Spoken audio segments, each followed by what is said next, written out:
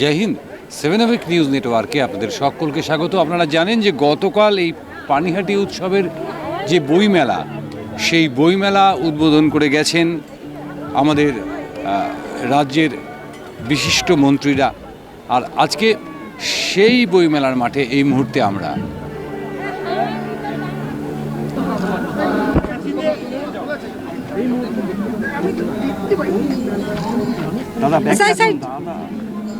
আমাদের বইমেলায় উদ্বোধন করছেন মাননীয় পরিষদীয় ও কৃষি দপ্তরের মাননীয় মন্ত্রী, আমাদের সকলের অভিভাবক মাননীয় শ্রী শোভনদেব চট্টোপাধ্যায় মহাশয়। একটু জোরে করতালি হয়ে যাক।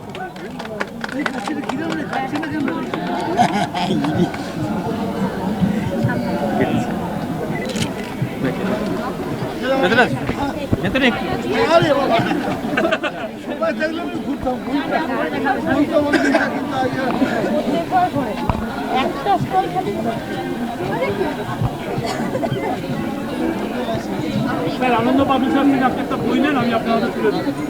কলকাতা বইমেলার পরে সর্বোচ্চ প্রাচীন আমাদের পানিহাটি বইমেলা। তবে সেই বইমেলা একটা আলাদা জায়গায় হতো। পরবর্তীতে সেই বইমেলা পানিহাটি উৎসবের সঙ্গে জুড়ে যায় এবং অমরাবতীর মাঠে চলে আসে, এবং উৎসবের আবহে এই বইমেলা একটা অন্য মাত্রা পেয়েছে, অন্য রূপ পেয়েছে। আমি শ্যামলবাবুর সঙ্গে দেখব মেলা ঘুরে যে এখানে প্রচুর স্টল রয়েছে এবং মানুষও কিন্তু ধীরে ধীরে আসছেন। আমরা প্রথমেই একেবারে পাচ্ছি যে বইয়ের বিপণী, আমরা সেই বিপণী দেখব, সেখানে মানুষের উৎসাহ কতটা, সেখানে মানুষ বই পড়তে পারছেন কিনা।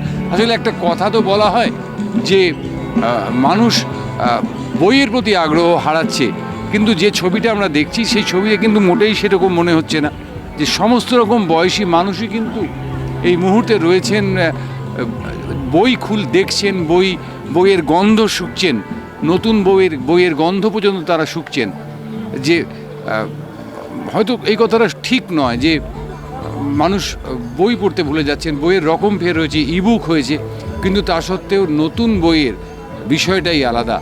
যারা বই ভালোবাসেন সেই আদিকাল থেকে, একেবারে প্যাপিরাসের যুগ থেকে যদি আপনারা ধরেন, তারপরে আমাদের ভারতীয় পুঁথি এবং আজকে আধুনিক ইবুক, তার মধ্যে সবচেয়ে জনপ্রিয় বোধহয় প্যাপিরাস বা পেপারে ছাপা বই।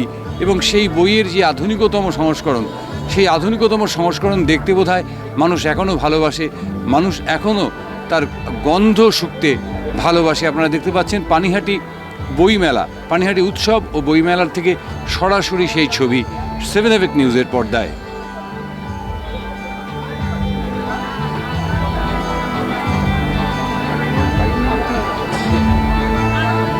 প্রবল বিতর্ক, মানুষ বই পড়তে ভুলে যাচ্ছে, মানুষ ইবুক ভালোবাসছে না মানুষ ছাপা বই ভালোবাসছে।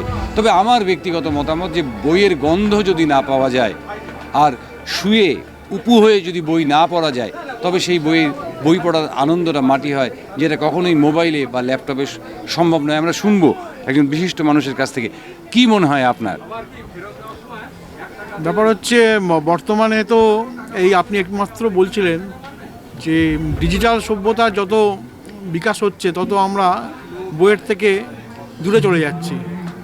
এখন বর্তমান প্রজন্মের কাছে এই বইয়ের অভ্যাসটা অন্তত করার জন্য অভিভাবকদের উচিত এইরকম মেলায়, সে বই মেলায় প্রতিটা স্টলে ঘুরুক, বইগুলোকে নেড়ে দেখুক বইগুলোর মধ্যে কি আছে। একটু আগে আপনি বলছিলেন না যে বইয়ের যে গন্ধ বা রসাস্বাদন, সেই অনুভবটা করুক। অনুভবটা করলে একটা দুটো বই ধরাক, তবেই তো ভবিষ্যতে তাদের বই পড়ার মানসিকতা আরও বাড়বে। কারণ বইয়ের বিকল্প নেই।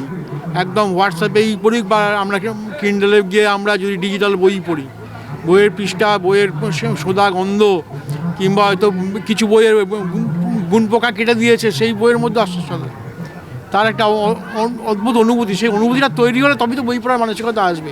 আর বই এখন তো আমরা সবই স্কুলে, আমি যখন ছিলাম গার্জেনদের আমি বলতাম যে একদম শিশু যখন জন্মাচ্ছে আগে মোবাইলটা ধরাবেন না, অ্যাটলিস্ট প্রথমে অভ্যাস করুন যে ছবিতে গল্প পড়তে, আপনি পড়ে শোনাচ্ছেন, ও শুনছে। প্রথমে বইয়ের গল্পের ব্যাপারে মনোযোগী হবে। দুদিন পরে ছেলের সঙ্গে এই কন্ডিশন করুন, 2 লাইন আপনি পড়বেন, 1 লাইন তুই পড়, এরপরে বাড়বে। আমি 2 লাইন পড়ছি, ও 3 লাইন পড়, এরপর তো আস্তে আস্তে চেষ্টা করবেন ছেলেই যখন বই পড়ার জন্য বলবো আমি পুরোটা পড়ছি, মা তুমি শোনো। এই মানুষের সাথে যখনই গ্রো হবে ছোটোবেলা থেকে ভবিষ্যতে বই পড়ার ব্যাপারটা আসবে। মানুষ তো আশা করবেই, আর আশায় বাঁচে চাষায় তো কথা আছেই আমাদের। নিশ্চয়ই আমরা আশা রাখি আগামী প্রজন্মকে আমাদেরই হাত ধরে আমরা সেই পরিবেশটা যদি গড়ে দেয়, প্রত্যেকটা অভিভাবক যদি বাড়িতে একটা সেই আভ্যন্তরীণ পরিবেশ তৈরি করে দেয় বই পড়ার, নিশ্চয়ই ওরা অনেক বেশি আরও উন্নত হবে এবং বইয়ের মাধ্যমে আইকিউটা অনেক ডেভেলপ করে। এখন তো খালি ইংলিশ মিডিয়ামের দিকে একটা আতঙ্ক, আর বই পড়ে টেক্সট বই পড়ে মুখস্থ করা, খেলাধুলা উঠে গেছে। নিজস্ব যে চিন্তা শক্তি বা নিজস্ব যে একটা পড়াশোনার বাইরেও দরকার, সেটা কিন্তু এই বই পড়ার মাধ্যমেই একটা চিন্তার যে ছড়াগুলো হয়, একটা চিন্তা বা মানসিকতা একটা কিছু পয়েন্টে তো মাথায় ক্লিক করলো, সেটা নিয়ে আমি ভাবতে গিয়ে তো 5 লাইন ভাবলাম, সেই 5 লাইন ভাবতে গিয়ে আর 2টো বইয়ের রেফারেন্স ঘাটলাম। এভাবেই তো পড়ার বা বই পড়ার বা মানসিকতা বা একটা সুস্থ বৌদ্ধিক বিকাশ হয়। সেটার জন্য আমরা আশাবাদী সবসময় আসবো। আমার নাম সঞ্জিত বসাক, আমি পানিহাটি তান্ডা হাই স্কুলে ছিলাম, রিটায়ার করি জুন মাসে। নমস্কার। আমরা হেডমাস্টারের সঙ্গে কথা বললাম, আসলে সত্যিই তাই। যদি আমরা সুকুমার রায়কে দিয়ে শুরু না করতে পারি, যদি আমরা সত্যজিৎ রায়কে ভুলে যাই, রবি ঠাকুরকে ভুলে যাই, যদি আমরা শিবরাম চক্রবর্তীকে ভুলে যাই, যদি সমরেশ বসুকে ভুলে যাই, তাহলে কোথায় গিয়ে দাঁড়াবো শেষ পর্যন্ত আমরা, সেটাই বোধহয় বলা মুশকিল। আর সেই সমস্ত বইয়ের সম্ভার দেখুন এখানে টান টান করে সাজানো রয়েছে, আর দেখে ভালো লাগছে যে প্রচুর মানুষ কিন্তু এই মুহূর্তে ঘুরে দেখছেনও। আমরা আরেকবার যদি কথা বলি শ্যামলবাবু, যে বই বিক্রেতাদের সাথে কথা বলি, কীরকম চলছে এবার? সবে 2 দিন হয়ে যায় আজকে নিয়ে। আশাপ্রদ, নিরাশ হয়ে তো লাভ নেই, সুতরাং আশাপ্রদ হওয়াটাই ভালো। এই বইয়ের দাম অসম্ভব বেড়েছে, সেইটাকে একটা কোনো এফেক্ট করছে বই কেনার ক্ষেত্রে? একদম অবশ্যই, এটা সার্বিকভাবেই আপনার কথার প্রতিধ্বনি আমি তুলছি যে বইয়ের দাম অস্বাভাবিক হারে বেড়েছে। তার হয়তো বিভিন্ন রকম কারণ আছে, কিন্তু অস্বাভাবিক বেড়েছে বলেই আমাদের মনে হয়। এবং সাথে সাথে আপনার ওই মোবাইলের পিডিএফ পড়াও একটা কারণ।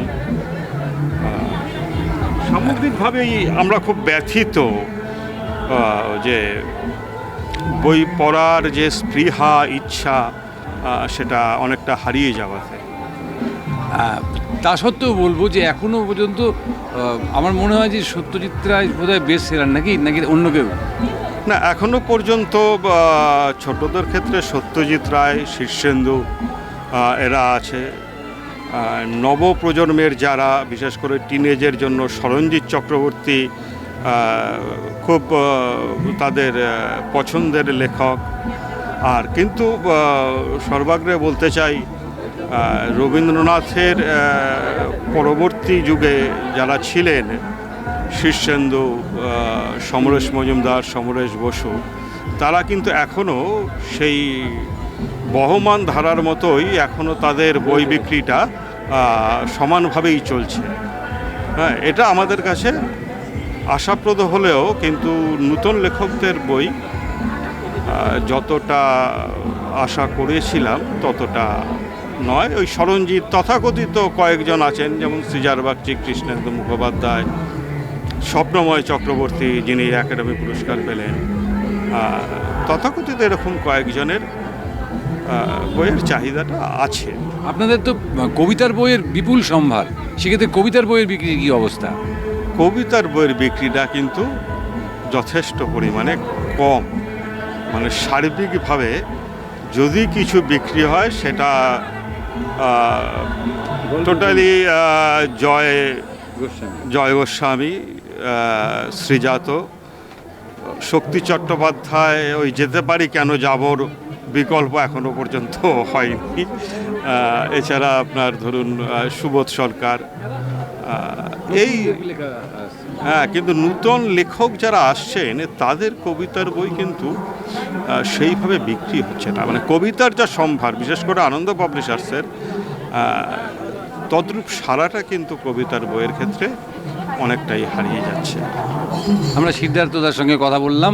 আপনারা সিদ্ধার্থকে চেনেন, পানিহাটির মানুষ চেনে সিদ্ধার্থদাকে, সুতরাং এই বইমেলায় এসে ওনার নতুন করে কোনো পরিচয় দেওয়ার প্রয়োজন বোধ করছি না।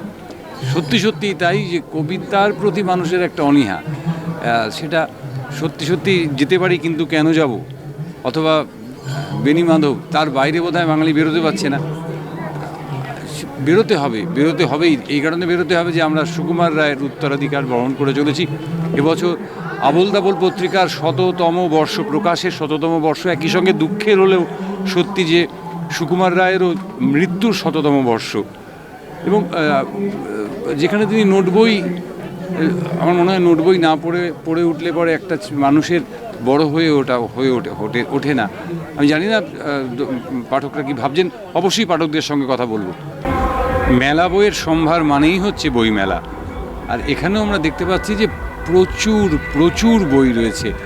রবীন্দ্রনাথ ঠাকুর থেকে শুরু করে জীবনানন্দ দাশ, কাজী নজরুল, সেখান থেকে হাঁদা ভোদা, মানে নারায়ণ দেবনাথ কি নেই, সমস্ত বইয়ের সম্ভার। এবং তার সঙ্গে সঙ্গে তুলনামূলক কম হলেও মানুষের উপস্থিতিটাও কিন্তু বেশ ভালো। তুলনামূলকভাবে বলছি আমি, তুলনামূলকভাবে যত বই আছে তত মানুষ হয়তো নেই, কিন্তু যে সময় দাঁড়িয়ে আমরা এই খবরটা করছি, এই প্রতিবেদনটা করছি, সেই সময় বলা হচ্ছে যে মানুষ কিন্তু বই বিমুখ হয়ে উঠছে, কিন্তু বোধহয় সেটা নয়। কারণ আমরা এখানে দেখতে পাচ্ছি যে বিভিন্ন রকম বই এবং বিভিন্ন বয়সী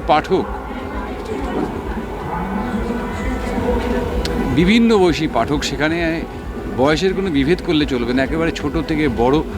যে কথা আমরা আগে শুনে এলাম যে এখনো পর্যন্ত রবীন্দ্রনাথকে ছাপিয়ে কেউ যেতে পারেননি, এখনও সুনীল গাঙ্গুলিকে ছাপিয়ে কেউ যেতে পারেননি, এখনও সমরেশ মজুমদারকে ছাপিয়ে কেউ যেতে পারেননি, কিন্তু আমরা যে প্রজন্মের ছবি আপনারা এই মুহূর্তে দেখছেন তাদের হাতে কিন্তু অন্য একটা ছবিও আমাদের কাছে উঠে আসছে।